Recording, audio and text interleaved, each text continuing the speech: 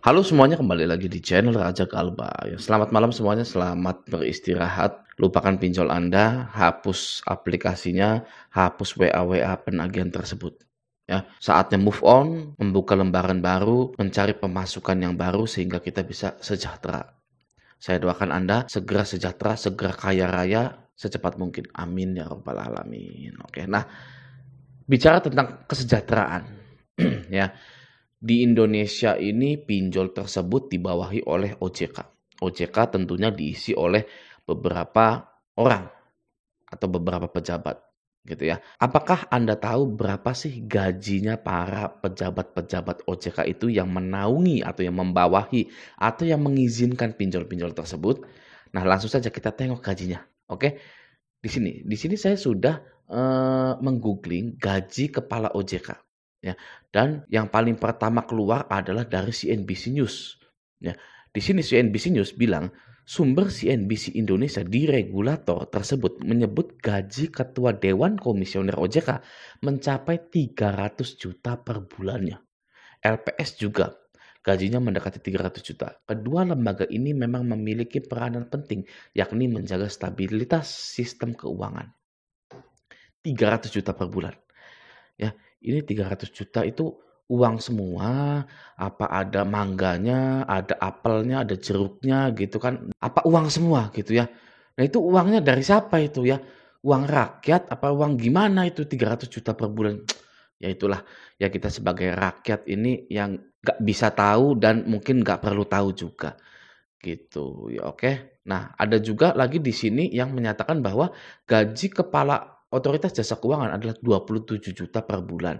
Ya mungkin gaji pokoknya ya 27 juta per bulan. Belum ditambah ini itu pastinya gitu, oke. Lalu ada fungsional senior 40 juta per bulan. Ya. Lalu manajer 27 juta per bulan, lalu kepala sub bagian verifikasi dan penyelesaian pengaduan 21 juta per bulan. Nah, ini yang mengurusi pengaduan-pengaduan di pinjol, bank dan lain-lain itu gajinya 21 juta per bulan. Pokoknya saja ya, belum yang lainnya gitu, oke. Nah, selanjutnya asisten manajernya 20 juta per bulan. Lalu analis 16.500.000 per bulan dan project manager BPR dan ERP implementation 15 juta per bulan. Recruitment and staffing apa ya? Staffing development eksekutif 13 juta per bulan, pengawas bank junior 13 juta per bulan, internal auditor 13 juta per bulan. Nggak ada ya yang 5 juta, 4 juta gitu ya di bawah UMR gitu. Ada nggak? Nggak ada kayaknya. Ya mungkin ada lah gitu ya, tapi untuk sekelas OJK mungkin tidak gitu. Oke, nah di sini ya, ini 300 juta per bulan. Sekarang saya ingin tanya kepada Anda, secara personal, anggap saja saya ada di samping Anda, saya ingin bertanya secara personal kepada Anda. Oke, jadi begini, Anda galbay, dipinjol banyak, ya, sampai puluhan juta, begitu loh ya kan. Anda gabung di sini, gitu ya. Di sini banyak yang galbay, gitu kan, banyak yang kesusahan, stres, mungkin ada yang mengeluarkan air mata, ada yang sampai jadi korban bunuh diri dan lain-lain, gitu ya. Anda melihat hal tersebut dengan mata Anda di grup ini atau di berita-berita lainnya. Oke. Lalu tiba-tiba besoknya Anda ditawari menjadi kepala OJK dengan gaji 300 juta per bulannya. Kira-kira Anda ambil nggak? Ya, saya ingin tanya kepada Anda beneran. Ya, Anda jawab aja dalam hati Anda. Mulai besok Anda digaji 300 juta per bulan. Kira-kira dalam 3 bulan Anda sudah bisa mengantongi 900 juta atau hampir mau 1 miliar. Anda jadi orang yang terpandang, Anda bisa beli rumah, bisa bantu orang tua Anda, bisa naikin haji orang tua Anda, bisa beli mobil, adik-adik Anda yang ngurus, Anda beli rumah yang besar, dan lain-lain. Ya, mana yang Anda pilih? RP 300 juta per bulan, ya, tapi Anda membawahi para pinjol-pinjol tersebut, masih jalan pinjol-pinjol tersebut, masih ada di Indonesia pinjol-pinjol tersebut, ya, atau Anda tetap tidak punya penghasilan dan ikut merana dengan kita-kita ini, yang galbay-galbay ini. Anda pilih mana? Saya tanya. Apakah Anda pilih yang 300 juta per bulan? Ya, mungkin bisa jadi. Atau Anda tetap stay galbay. Gitu ya. Mana yang Anda pilih? Ya, mana yang Anda pilih? Mungkin jawaban orang berbeda-beda gitu kan. Jadi setelah hati kita menjawab, ya kita lebih pilih mana, ternyata hasil dari pilihan kita itu sama-sama menuju ke semua ini hanyalah bisnis. Jawabannya, lagi-lagi semua ini hanyalah masalah uang, masalah bisnis saja. Anda galbay itu, ya, itu hanyalah masalah bisnis saja. Kalau Anda mau tahu, anggap saja salah satu tugas dari OJK adalah meningkatkan ekonomi di Indonesia. Ya kan? Nah, salah satu cara untuk meningkatkan ekonomi di Indonesia adalah dengan mendatangkan investor asing untuk investasi di pinjaman online yang ada di Indonesia. Oke, sehingga uang dari luar negeri masuk. Gitu ya. Lalu, pemerintah ini mengizinkan para pinjol-pinjol ini beredar di Indonesia. Ya, yang mana nantinya akan dipakai masyarakat. Oke. Nah, ketika masyarakat ini memakai produk pinjaman online yang disetujui oleh pemerintah, lalu terjadinya permasalahan seperti gagal bayar, apakah pemerintah akan menghukum atau memenjarakan masyarakatnya? Tidak. Jawabannya tidak. Ya, sudah ada di pasal 19 ayat 2 di sini. Nih, di sini ya. Pasal 19 ayat 2 UU nomor 39 tahun 1999 tentang HAM menyatakan bahwa tidak ada yang boleh dipidana penjara atau kurungan karena ketidakmampuan memenuhi kewajiban dalam perjanjian utang piutang. Anda dan pinjol itu perjanjian utang piutang. Oke. Nah, yang menyetujui pinjol adanya di Indonesia ini pastinya pemerintah. Ya kan?